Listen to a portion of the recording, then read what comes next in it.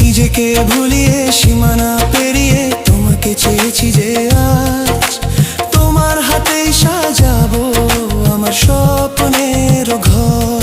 আমি তোমার প্রেমে পড়ে দুনিয়া ভুলে গেছি।